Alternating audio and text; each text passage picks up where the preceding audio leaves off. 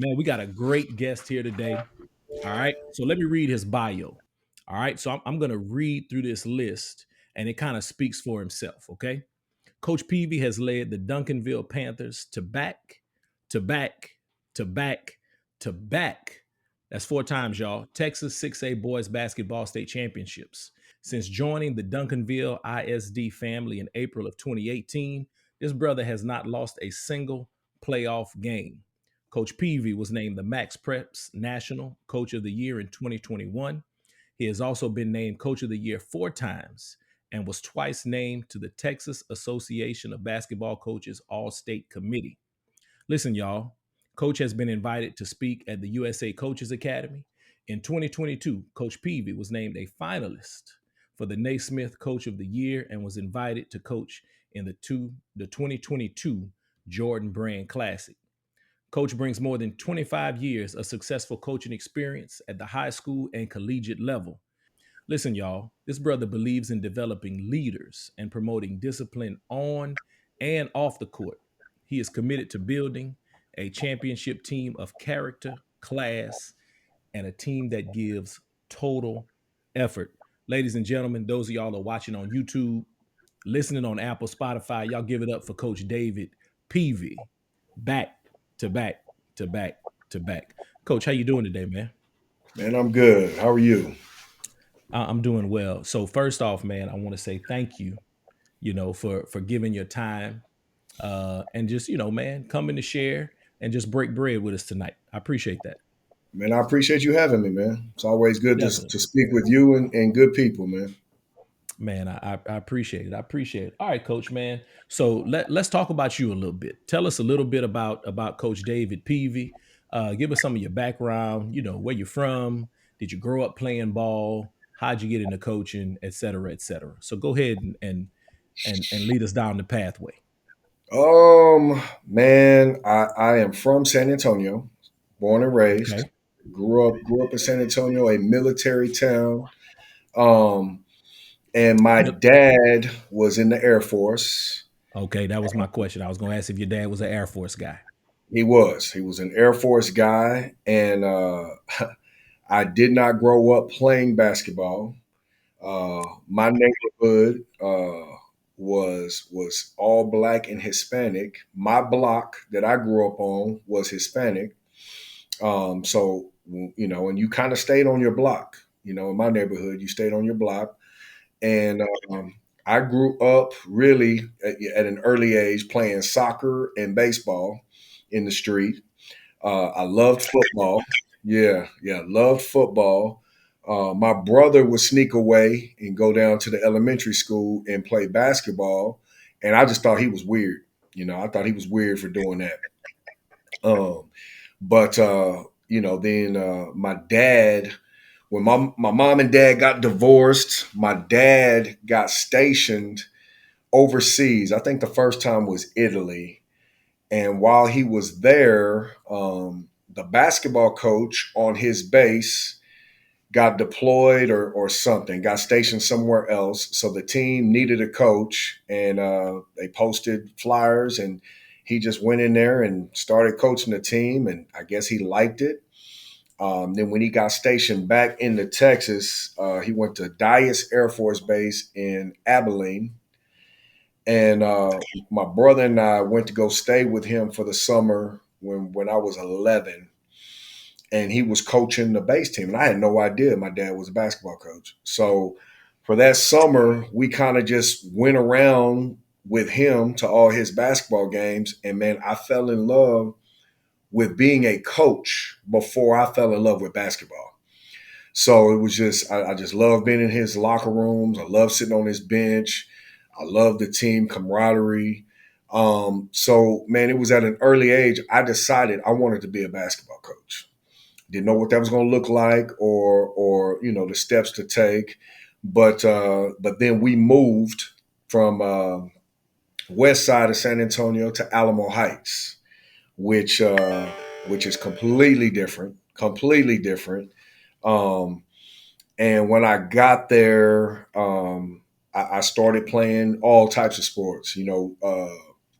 organized. You know, I played Pop Warner football or YMCA football. Then I got on the basketball team, and then I thought I was cold. Excuse me, I thought I was cold. I really did. I had no idea. I was pretty terrible. I was just very athletic. Uh, so in the seventh grade, I look back now and I kind of piece things together. We had two teams. It was the blue team and the gold team, and I was on the gold team. Just didn't know that was the B team, but I was the coldest on the B team. You couldn't tell me nothing. Um, Yeah, but man, then I just really started taking it seriously, and by my freshman year, man, I was pretty good. I was pretty good, and then I played varsity for my sophomore, junior, and senior year, and we were really really good at Alamo Heights. We lost in the state championship game my senior year to Port Arthur Lincoln, and that What was in year? What year was that? 91, 91. Okay. And then I graduated from Alamo Heights and I went to UTSA, and I was just going to be a student. You know, I was going to be a student, and I started playing in the rec with a lot of the guys and some of the younger guys. Well, really, there was only one freshman on the team from Chicago. There was one sophomore on the team, and the rest of the team were juniors and seniors.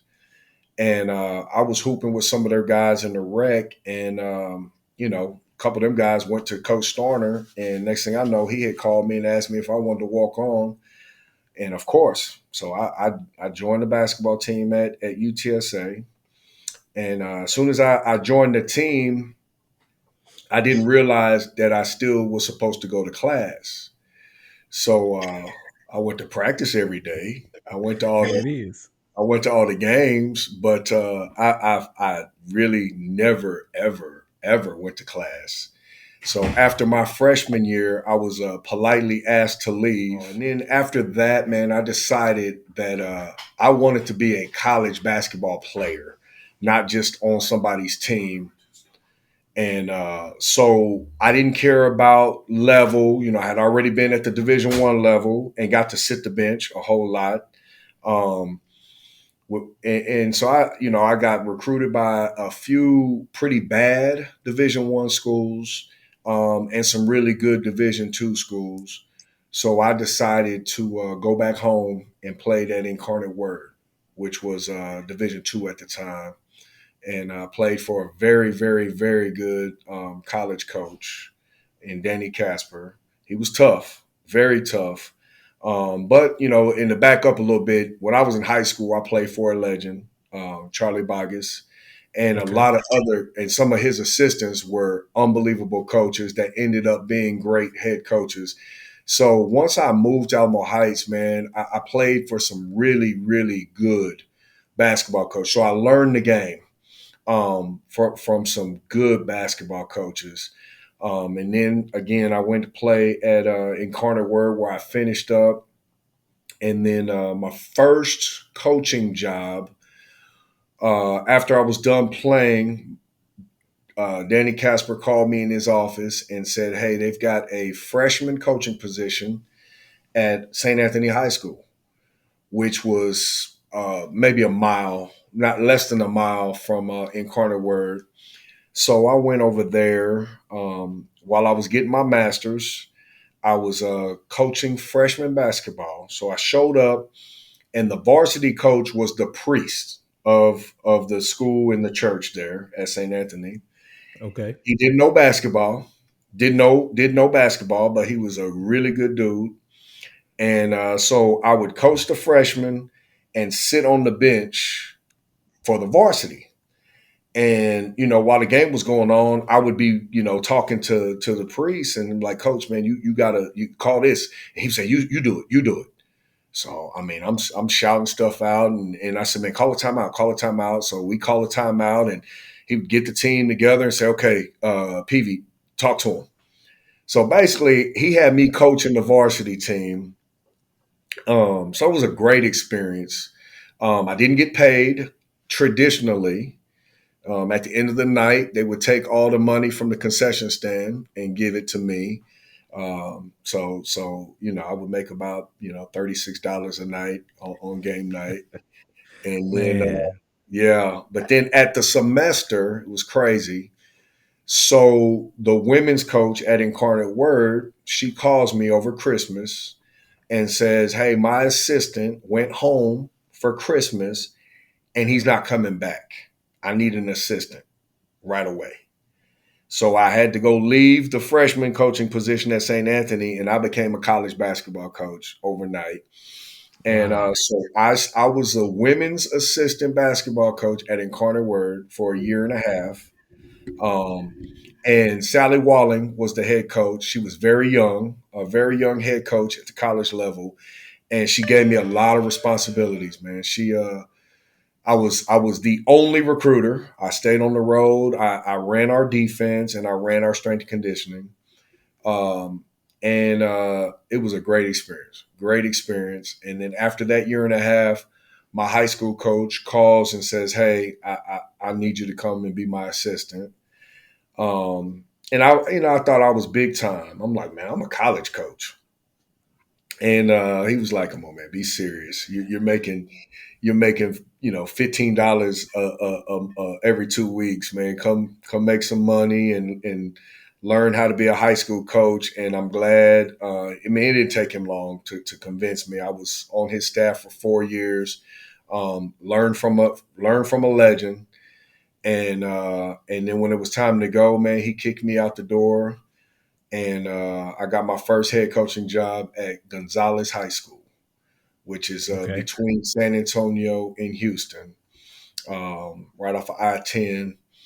And I went there for 2 years and coached some dudes at the 3A level, man. I had a 6'9" kid, Daryl Dora, that ended up playing for Bobby Knight at Texas Tech.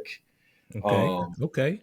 really shoot, really pass. I had a 6'3" point guard that could jump out the gym.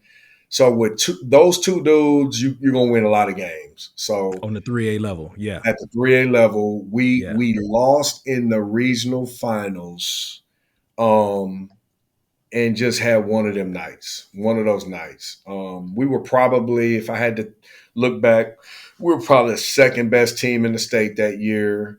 But we didn't make it to state, and then I coached one more year there. We won district, and then I got the Hightower job in Houston. So I was there for 2 years and had some real ones, had some dudes, very very a team full of very good college guards, Yeah. um, with DJ Augustine being one of them. So he was there my second year. Won a lot of games and put a lot of kids into college. And then I went back to college and coached at Stephen F. Austin for Okay. Danny Casper, who had gone from Incarnate Word to Stephen F. Austin. So I was on his staff for a year, and it didn't take me long to realize I was a high school coach.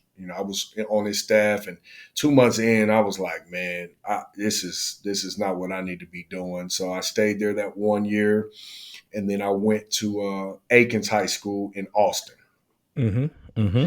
and I was there for 8 years. The first three, I was the head boys basketball coach. The next four, I was the athletic director and the head boys basketball coach. In the 8th year, I was just the athletic director. I Okay. didn't coach my last year there. And then after that, my son, who played his freshman year at Steele High School in San Antonio, told me he wanted to come play for me. Well, I had already given up my basketball position and I wasn't going to take that back. So I had to go find another job. And so I landed at Decaney High School in Spring ISD. And so I was there for 3 years and got to coach DJ for those 3 years, and then my son Micah for his first 2 years in high school. So my last 2 years, I had both of my sons. That was a great experience, and we won a lot of games. Won a lot of games, and the last 2 years we went to regionals, and then after that last game, um, we lost at regionals, and a guy was sitting outside of my locker room after the game and said, "Coach, I hate to talk to you right after a loss, but we're moving fast on this. Would you be interested in Duncanville?" And at the time, I said no, and he looked at me like I was crazy. And I get it now. Now that I'm doing what I'm doing, I get it why he looked at me like I was crazy. But there were some reasons for it. You know, my ex-wife, my son's mom, had just moved to Houston to bring, so I could coach my sons. Hmm. And I just didn't think it was fair for me to ask her to move to Dallas. But she was willing to do whatever was best for our son, and he wanted to go. He was ready to go, and I'm glad because I've been at Duncanville ever since. Coach, man, that is an amazing story. I read the bio, right? And the bio is filled with accolades, right? And success. But that didn't happen overnight. Oh no, That didn't happen overnight. So one of the things that I look at, because I think as coaches, man, we all want that success, right? We all want to play in those regional tournament games, those state tournament games, if we are so fortunate to get the opportunity. But one of the things that I love to do is I like to get that program, and I like to see how long coaches have been doing what they do. right, And there are no young coaches, and I'm saying young meaning like, second, third year, fourth year coaches, right? right, Those coaches, you don't see them at the state tournament. You don't see those coaches in those games, so it's not a mistake.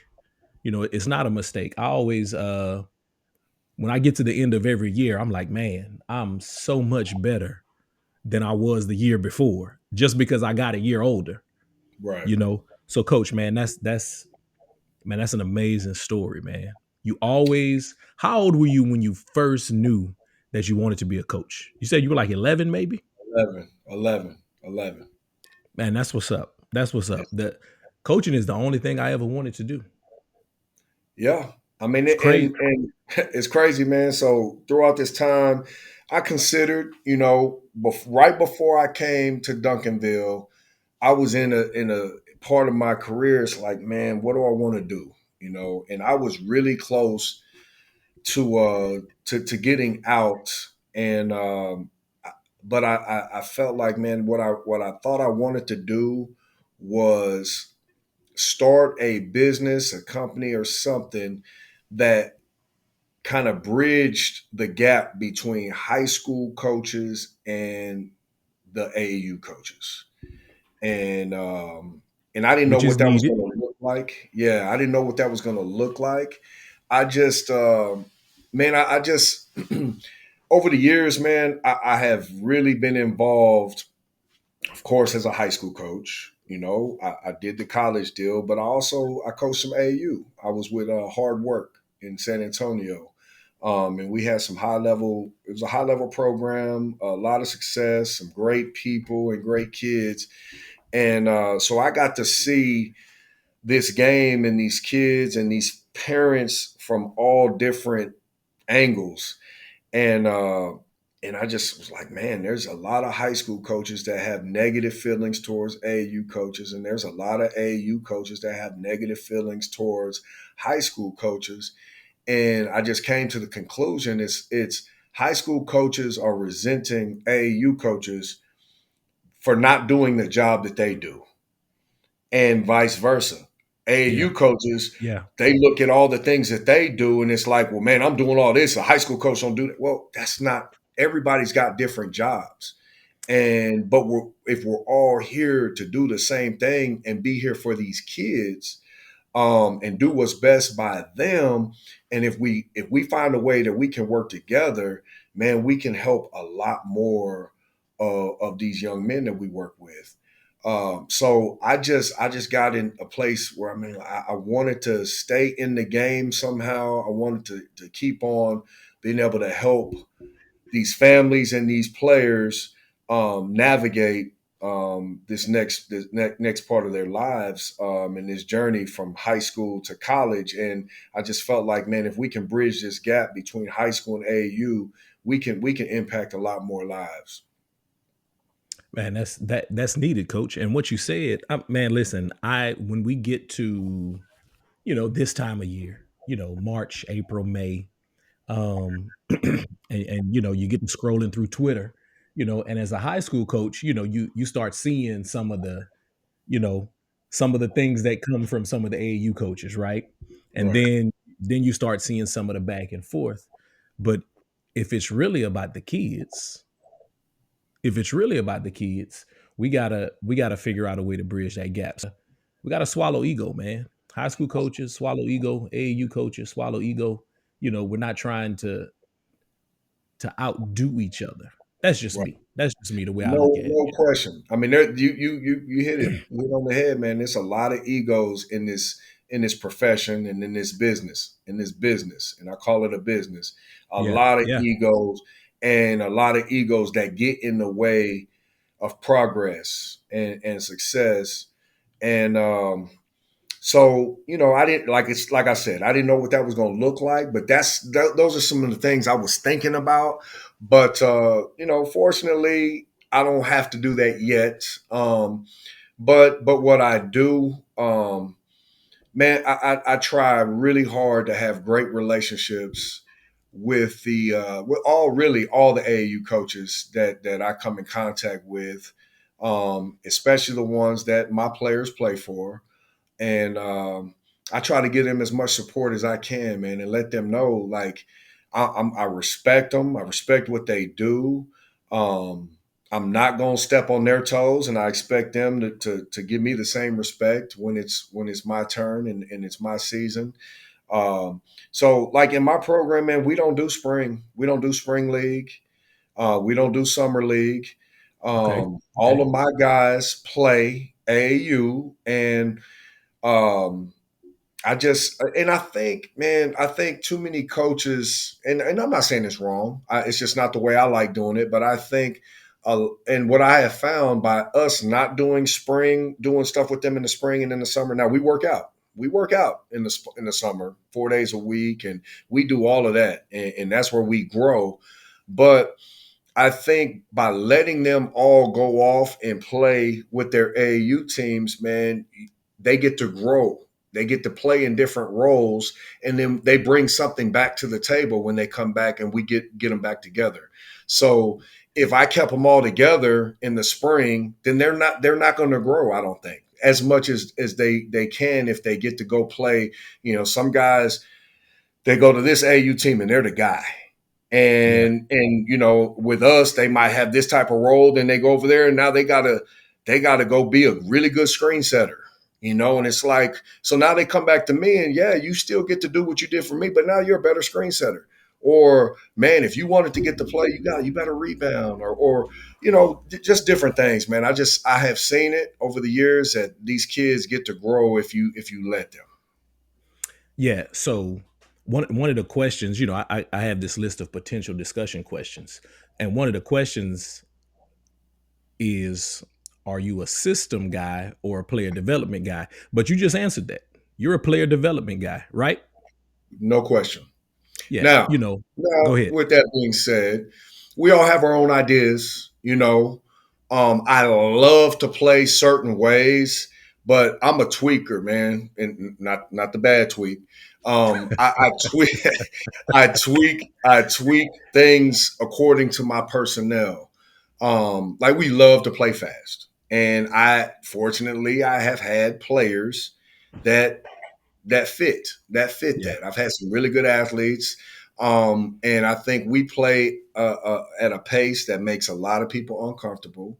We practice that pace every single day. So it's hard to prepare. If you don't do this on a daily basis, if you're trying to do a scouting report and you're working on it for a couple of days, that's not going to get it. That's not going to get it. Um, we like to pressure you in a way to make you feel uncomfortable on both ends, offensively and defensively. But that would be the only system I have. and to play the way we want to play, we have to skill develop a lot. We do a lot of shooting, we do a lot of ball handling, and everything we do. If you come to our practices, everything we do looks like the way we're going to play. Like all of our drills are going to be fast. All of our ball handling is going to be fast. We're going to do a lot of ball handling with defensive pressure. We do a lot of defensive drills with ball handlers to work on staying in front of the ball and putting a lot of pressure. So it is so that system is in place, but yes, I'm more of a skill development type of guy to be able to play the way we play. Coach, that's good. So somebody's gonna listen, somebody's gonna watch, and they're like, "Oh man, Coach Peavy he's laying out the blueprint." But the thing I want to point out is like, it's a blueprint, but it's a blueprint that you've been working on for years. And Well, we got to not leave this one little thing out. You got to have players. there it is. Yeah. So, I mean, because There I it don't is. want, like, I say this every time I speak. Man, I get up and speak in front of people, or I do podcasts, or I do interviews. And I never want people to, man, Coach Peavy thinks he's this. No, no, no, no. I think I have become very good at getting the best out of really good players. But can I do the winning that I have done? Can I have the success that I have done without having the dudes that I have had? Come on now. I understand this. Like, you know what I mean? I got these grays in my beard right now. I've been doing this a long time. And I Yeah. know that, man, you got to have some really, really good players to do the things that we are doing. But, I think we have a good system and a good culture to where our kids know what the expectations are. They buy in, our families buy in, and that's key. That is huge. We have great families that understand the commitment that these young men have got to put in, and they know what the job is, and they support that, and they embrace it. Coach, that's good. That's good. And so as far as player development goes,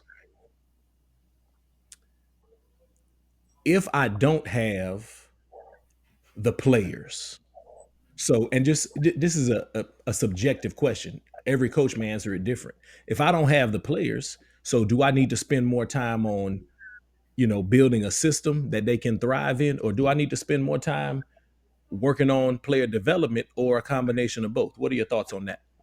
I would say a combination. I would say a combination of both. And I think I think where a lot of people get confused with player development. I'll go to player development. I watch a lot of trainers and guys Hmm. that work skill with players, and there's some really good ones. Really good ones. Great, great, great skill development guys and trainers in Houston, and we've got a lot of really good ones in Dallas, and across the state. But I can speak on the ones that I know in Dallas. They're really, really, really good, really good. And the great ones, they spend time learning their players that they're working with. They'll watch film. They'll go watch those guys play, and they'll design workouts individually and specifically for those players to be successful for the coach or the system that they need to be good in. And then you have a lot of trainers who they too many of them train every player to be Kobe or James Harden, and it's like, that's not what that kid needs to really be good at.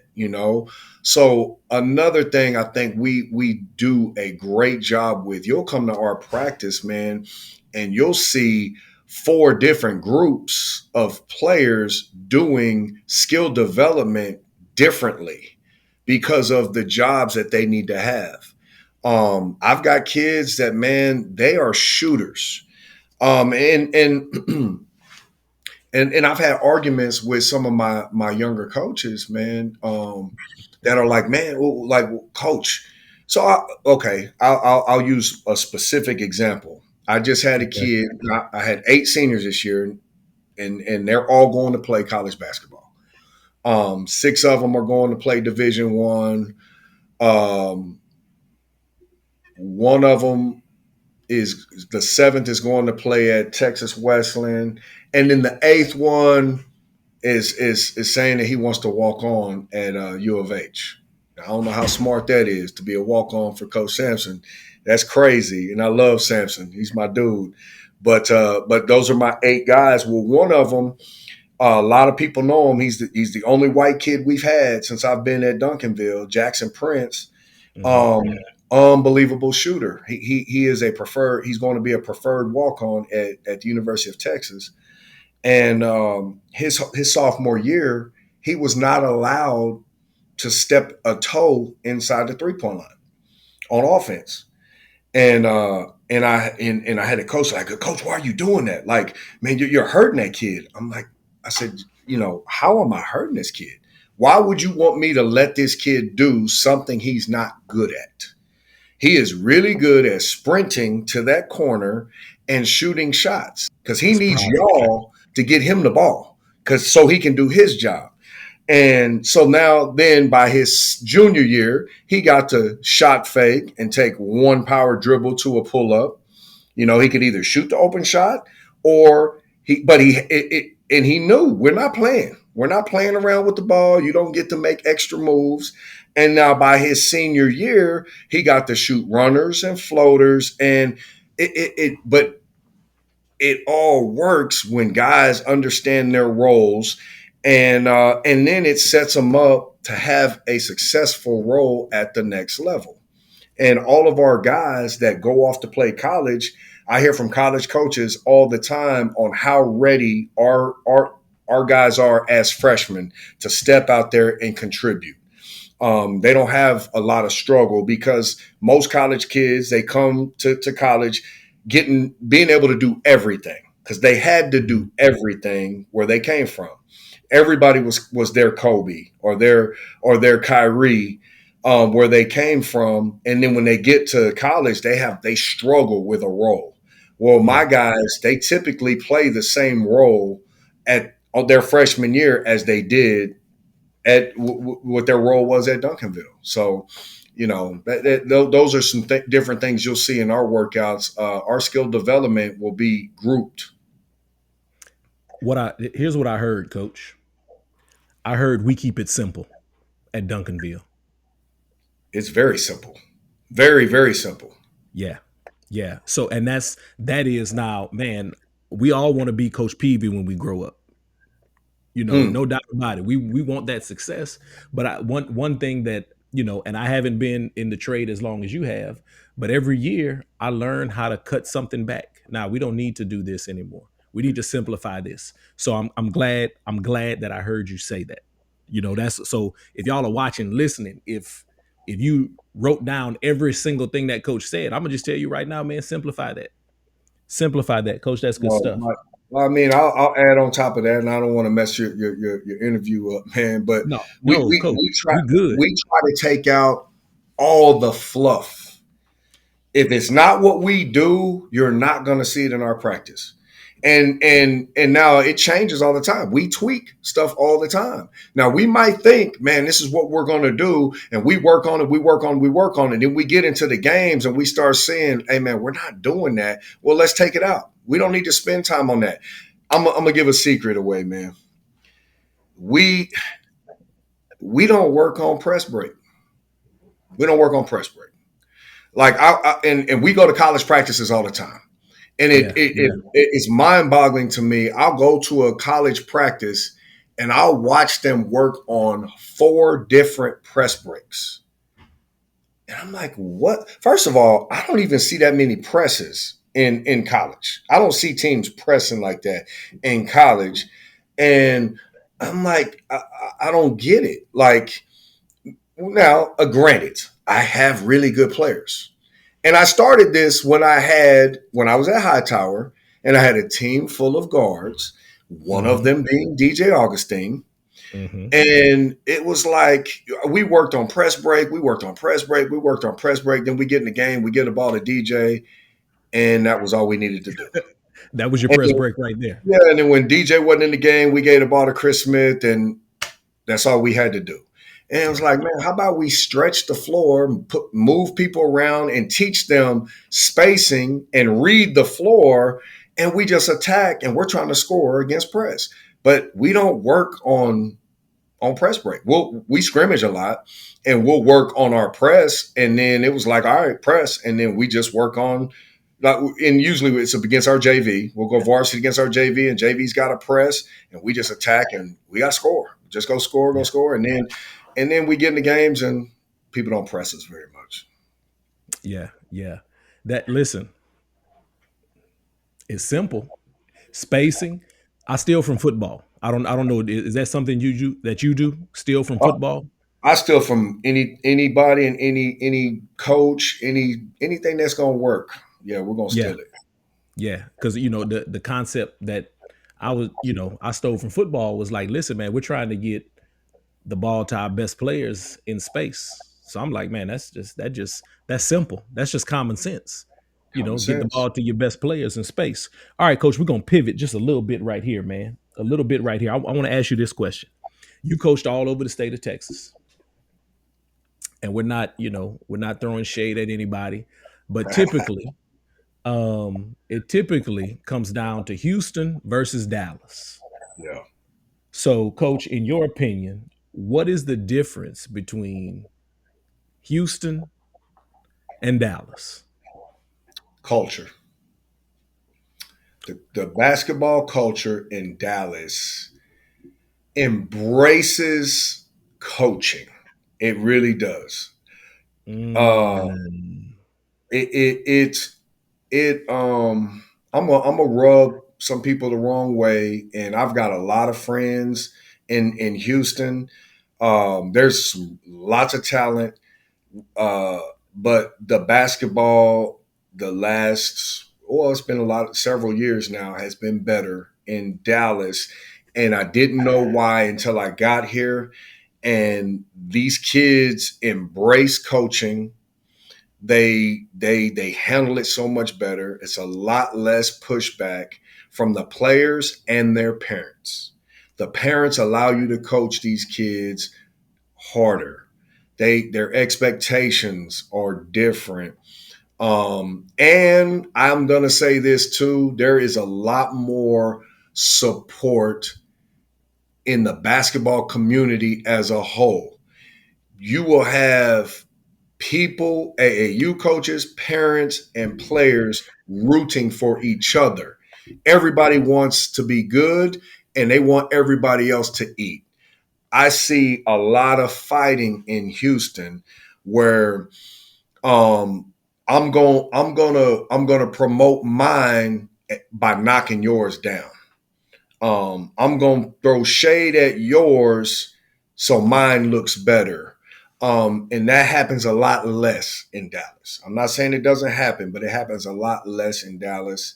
And it is just it's created a different type of culture, and these kids have thrived. I mean, it's not no secret that we had 5 McDonald's All Americans last year.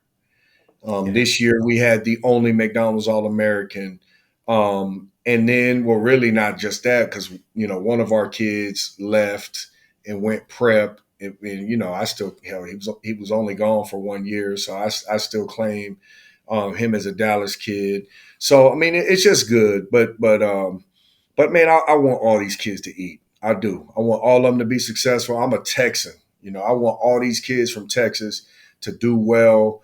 And I really do think that the Dallas versus Houston um, beef is getting a lot better. It's getting a lot better. I think these kids and these parents and these people who are in this community in the basketball world are really they're showing a lot more love for each other right now. I think. that's good. That's good, man. Basketball. I'm not a native Texan. Let me say that I'm not a native Texan, But man, the basketball here is so good. You know, there's some guys. I'm from Louisiana, right? So there's some Right. guys and some young women, you know, that come out of the state of Louisiana, man, that can flat out play. But Texas is different.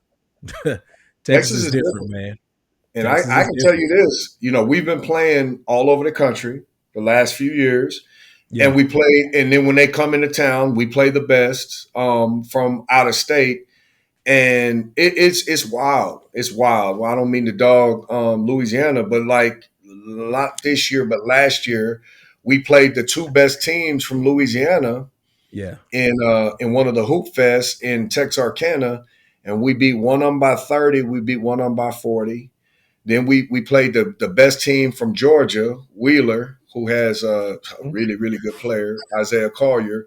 We beat them by 30 or 40. Um, and then we beat the best teams from California. Like, and I'm saying that our kids are like, dang, that's the best in their state. Well, man, they would come in third or fourth in our district. Yeah, And look, DeSoto, DeSoto made it to state and like we're looking like, man, that they were better, and they were in our district, and we would look at, man, 4 or 5 teams in our district that would beat those teams that we played. It's tough. I mean, Texas it's every night. It's every night, and there's a lot of really good players, a lot of really good coaches,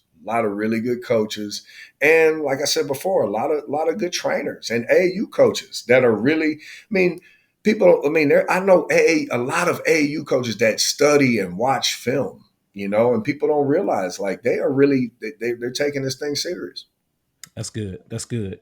So, man, Coach, we've talked a lot of ball. Let's talk a little bit. You know, let's talk about coaching a little bit. So, you know, we still have these coaching giants, right? But are we seeing young coaches try to position themselves under coaches? Are we seeing young coaches make phone calls and just just go and sit down and just and chop it up with some of these coaches who are more seasoned? Are you seeing that? So yeah, some I have a couple. I got a couple young cats that call me on the regular. Couple in particular. I mean, they're religious with it, and they're faithful with a month doesn't go by without them scheduling an hour. Coach, I need an hour, and it is, and they come, man, it's crazy. Like they're way better than I was. Like I wish I would have done that more, but they come organized with questions, that they have written down and scenarios, and it's cool, but mostly it's when we run into each other. I Yeah. live in the gym. I stay in the gym. I'm in the gym every weekend during AAU, and I run into a lot of young coaches, and a lot of times we'll just sit and chop it up. We'll go to Papados and sit and really talk coaching and talk culture and basketball and anything really they need help with, because all of us, we don't make it in this business as long as we have without help. It's hard. It is hard. um and I don't know about you, but I'm gonna assume, as long as you've been coaching, there've been many times where you considered getting out because of the difficulties and the struggles and the stress. And we had to have people walk us through and get us to the next step, so we could keep going. And I never say no. If anybody needs help, if they call me, if they email me, if they want to come up here and meet, man, I come. I mean, it's just, I love it. I love what I do, and I want to be able to help as many young people, meaning these high school kids, get to the next level. And I have found the more coaches I can help, the more young men I can help. That's where I'm at in my career right now, man. I'm trying to help as many young coaches so they can touch more, and help more, be successful. Multiplying that impact. And listen, y'all, what he's saying is real because I coach on the women's side. I coach young women, but I have called Coach Peavey, right, and asked him some questions. My first time making it to like a regional semifinal, I called him. Hey, it's my first time being here. Tell me about officials. Talk to me about officials, right?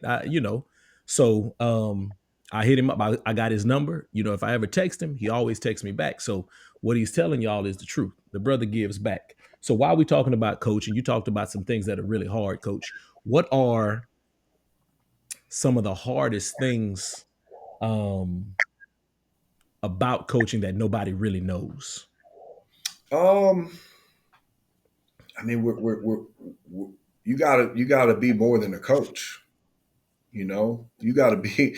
You wear a lot more hats than coaching basketball. We're talking Yeah. basketball right now. Um, I spoke. I was speaking with somebody yesterday. I don't remember who, but you got to try to learn your kids. Try to learn who they are and get to know them. Get to know them, um, and it will help them. It will help you be a better coach to them once you know them a little bit more. Know what they like. Know who their favorite rapper is. Who what kind of music they listen to. Yeah. What they do outside of basketball. And once they start trusting you and they start feeling like, hey man, coach cares about me a little bit, then you can start really getting to understand what's going on at home. And and you know, then they will start trusting you. And I've got kids that will come in here, and I mean they put it on, they just put it all out there, and they coach, I'm struggling with this, man, whatever it is. And once that happens, then your culture is where it needs to be. And that's part of us getting to where we are. We are a truth telling culture. Um, and it's hard to get there, but one thing I tell people, man, it becomes easy when you can really tell the truth. And then once the kids trust you, they handle the truth a lot better because the truth hurts sometimes. And then That's a parents are gym, always coach. struggle. That's a What's that? gym. That's a gym. You just dropped a Yeah, gym right there. yeah, and then of course parents over the years, I've had some good ones in every sense of the word, but Yeah. but they've gotten a lot better when I became a much better coach. When I learned that you get a Yeah. lot more done by always telling the truth, Yeah. not talking in circles, not sugarcoating, but be respectful, be tactful, but be honest, be honest. Um, and then I mean, everybody. Okay, this is what parents want. Ultimately, they want you to love their child. They want you to love their child. Do right by their child. Yeah. And the basketball is secondary to that. Now they all care about basketball. If they're in your program, they all want their baby. And this is another thing parents want. All parents want their child and the four best players to play. Um, Always. always, always. And but at the end of the day, we tell the truth and we let them know what it is we're doing. And the parents in our program are great because they know what we do for their kids. We work, we grind, and we've had kids that got very, very little playing time that got scholarships to play in college. We got kids that like never got to play, and we got them opportunities to play at the next level. We get our managers opportunities to be managers on the college level if that's what they want to do. Yeah. Um, I had one kid. I've had very few that have come through my program that didn't want to play in college, but I had one that wanted to be a welder. So we went to work and helped him find some programs to be successful moving forward on what he wanted to do. I got one that he's making more money than all of us, selling homes and flipping homes. And he did 1 year in college, and man, the dude he's big time. So I just feel like, man, we do a lot of things in our program that, and we just say we just going to create habits necessary to be successful, and it's going to carry over in everything that you do moving forward. And when you come through our program, if you can make it all the way through, and it's very, very hard, it's very difficult, but if you can make it through, I have all the confidence in the world that you are going to be a successful person because you have the habits necessary to be successful. That's good. That's good stuff, Coach. All right, check this out. We kind of coming down to the tail end. So I just want to throw a couple of things at you while I got you here. All right, check this out. So new rule change coming, right? So we're Right. going no more 1-and-1, which personally, when people talk about shot clock and all of that, my thoughts, and I probably tweeted about it, so I'm plugging myself right here. I was like, listen, I want to see two things. I want to see 5 fouls and 2 shots, and I Right. want to see the ball advanced. I think those things will happen before we get a shot clock.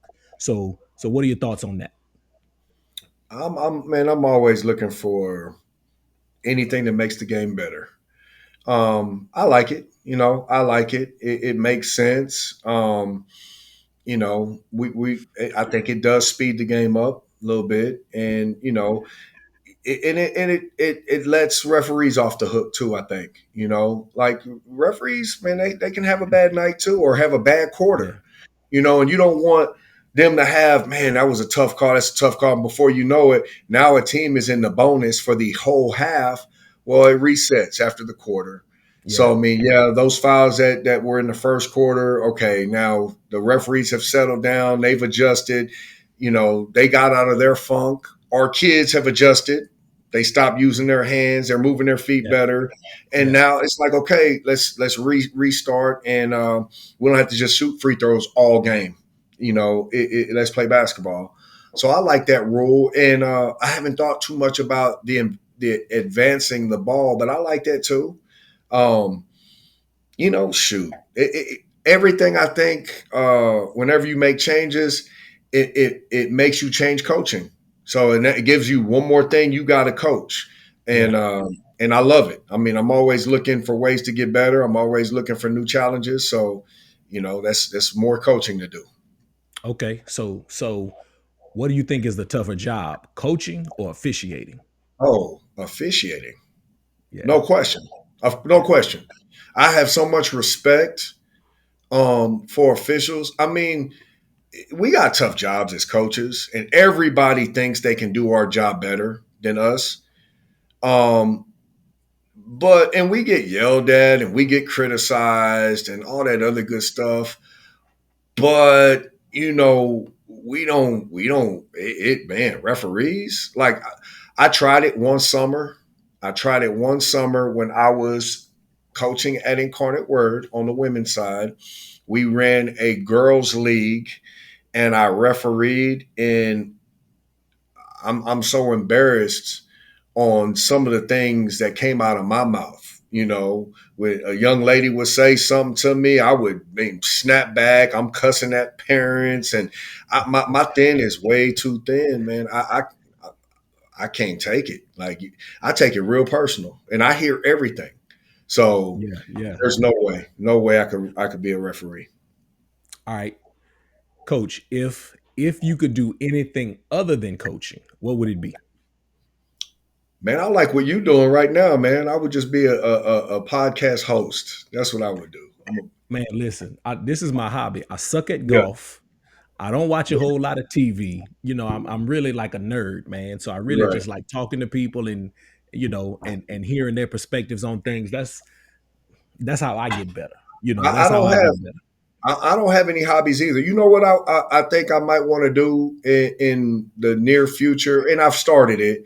I like speaking, man, and it's crazy because I hated giving speeches in school. I get panic attacks, and anxiety, like for real. Like, Yeah. but Yeah. but but speaking about what I know and speaking about culture and team building, man, I wouldn't mind doing that after coaching.